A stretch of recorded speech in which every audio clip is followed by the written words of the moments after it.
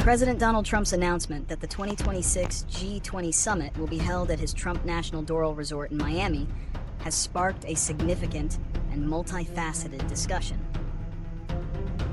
This decision, echoing a similar but ultimately abandoned plan for the G7 summit in 2020, brings to the forefront a complex intersection of political maneuvering, business interests, and international diplomacy.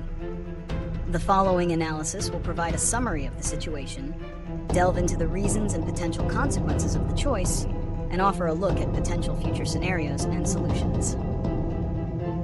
Summary of the issue. The core of the issue lies in the selection of a privately owned, for-profit property of a sitting president to host a major international diplomatic event. Proponents of the decision, including President Trump himself, argue that the Doral Resort is a logistically superior choice. They point to its close proximity to Miami International Airport, its capacity to house multiple delegations in separate buildings, and its extensive facilities, including a golf course, spa, and event spaces. The administration has also stated that the summit will be held at cost, with no profit being made from the U.S. government or foreign delegations. This is presented as a measure to mitigate concerns about personal enrichment. Conversely, critics, including many from the political opposition and ethics watchdog groups, view the decision as a blatant conflict of interest. They contend that regardless of whether a direct profit is made on the event itself, the resort will benefit immensely from the prestige, global exposure, and subsequent business generated by hosting such a high-profile gathering. The move is seen as a continuation of a pattern where President Trump's business interests and his official duties have become intertwined, raising questions about the use of the presidency for private gain. Reasons and consequences. The reasons behind the choice, as stated by the administration, are primarily practical. The resort's layout, with its numerous facilities, is presented as an ideal solution for a large-scale gathering like the G20, where leaders and their delegations require secure and distinct spaces.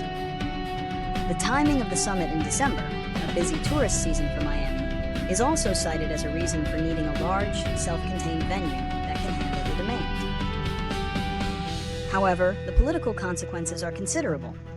The decision immediately reignites the debate over the emoluments clause of the U.S. Constitution, which prohibits government officials from receiving gifts or payments from foreign states. While the White House claims the event will be at cost, critics argue that foreign governments paying for lodging and services, even without a profit margin, could still be seen as a form of payment or benefit to the president's business. This could lead to renewed legal challenges and intense political scrutiny. Furthermore, the choice of Doral could complicate international relations.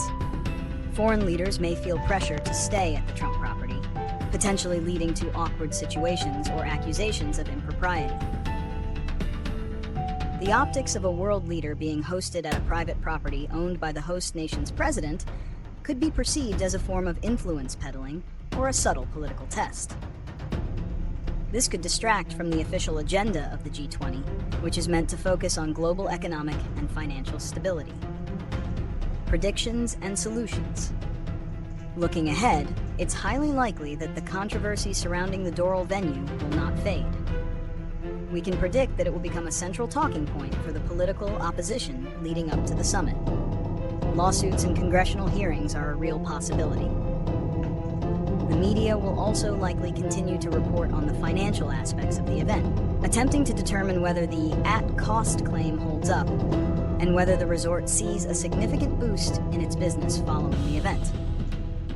The primary solution to this ethical dilemma, from a critical standpoint, would be to move the summit to a different, non-commercial government-owned venue, such as a military base or a dedicated conference center. This would eliminate any potential for a conflict of interest and would adhere to a long-standing tradition of using public venues for public business. From the administration's perspective, however, the solution is already in place, the at-cost arrangement, which they believe adequately addresses the ethical concerns. Ultimately, the decision to host the G20 at Doral is not just a logistical one, it is a political statement. It tests the boundaries of political norms and challenges the traditional separation of public office and private business. The consequences, both political and diplomatic, are likely to be far-reaching. And the controversy will undoubtedly continue to be a significant narrative as the 2026 summit approaches. The outcome of this debate will not only shape the G20 event itself, but may also set a precedent for how future presidents handle the intersection of their personal assets and their public duties.